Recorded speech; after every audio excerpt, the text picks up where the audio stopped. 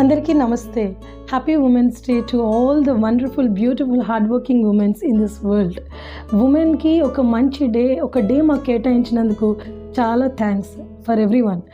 అయితే నిజంగానే ఉమెన్ అంత సేఫ్ అండ్ సెక్యూర్గా ఉందా ఈ సొసైటీలో? మగవాళ్ళ నుంచే కాదు, ఆడవాళ్ళ నుంచే సేఫ్గా ఉందా, అంత కంఫర్టబుల్గా ఉందా?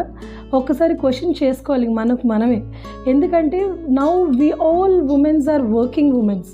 చాలామంది percentage of womens working womens అయిపోయారు కదా. సో మనం బయటికి వెళ్ళి వర్క్ చేస్తేనే తప్ప మనకు అవ్వదు. సో మన ఎడ్యుకేషన్ బ్యాక్గ్రౌండ్ నుంచి కానీ, లేకపోతే మన ఫ్యామిలీ ఇష్యూస్ కానీ, ఫినాన్షియల్ ఇష్యూస్ కానీ, ఏదైనా సరే ఉమెన్ అనేది వర్క్ చేయాలి. ఆ సొసైటీలో ఉన్నాం.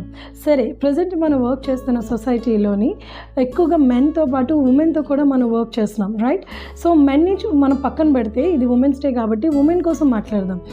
ఉమెన్ అంటే చాలా సాక్రిఫైసెస్ చేసి తన క్యారెక్టర్ని, తన మెంటాలిటీని, తన ఫిజికల్ని అన్నీ స్ట్రెంగ్తన్ చేసుకొని బయటకు వచ్చి వర్క్ చేస్తుంది సొసైటీలో.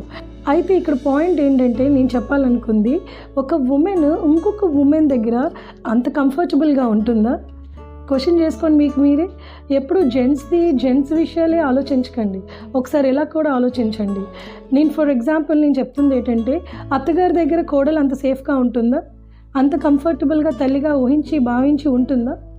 అలాగే ఒక జాబ్, ఒక ఉమెన్స్ కాలేజ్ కానీ, లేకపోతే ఉమెన్ ఎన్జిఓస్ కానీ, లేకపోతే ఇంకెక్కడైనా సరే హాస్టల్స్ కానీ, ఇలాగ ఉమెన్ అన్న ప్లేస్ ఎక్కడైనా, ఉమెన్ పోలీస్ డిపార్ట్మెంట్ కానీ, ఎక్కడైనా సరే టీచర్స్ కానీ వర్క్ చేస్తున్నప్పుడు అంత కోఆపరేటివ్గా, అంత సపోర్టివ్గా, ఎంకరేజ్మెంట్గా ఒకరికొకరు ఉంటున్నారా? ప్రతి విషయంలో అంత అండర్స్టాండింగ్ ఉంటుందా? ఒక ఉమెన్ని ఇంకొక ఉమెనే అర్థం చేసుకోగలరు, ఇది జనరల్ సేయింగ్ ఉంది. కానీ దానికి ఆపోజిట్లో ఒక ఆడవాళ్ళకి ఇంకో ఆడవాళ్ళే శత్రువు అని కూడా ఉంది. ఏ కేటగిరీకి మనం చెందుతామో ఒక్కసారి మీరు థింక్ చేయండి. మనం ఒక సపోర్టివ్గా, ఎంకరేజ్మెంట్గా మన ఫ్యామిలీ మెంబర్స్ తోటి, లేకపోతే మనం పనిచేసిన వాళ్ళ దగ్గర కోవర్కర్స్ తోటి మనం అంతే కోఆపరేటివ్గా ఉంటున్నామా, అర్థం చేసుకుంటున్నామా, ఆ కేటగిరీకి చెందుతామా?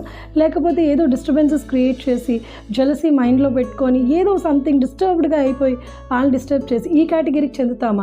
ఒక్కసారి థింక్ చేయండి. ఏమైనా చేంజెస్ ఉంటే చేంజ్ చేసుకోండి. నా విష్ ఏంటంటే, all the women should get together. ఇది నా point. Thank you so much watching this video.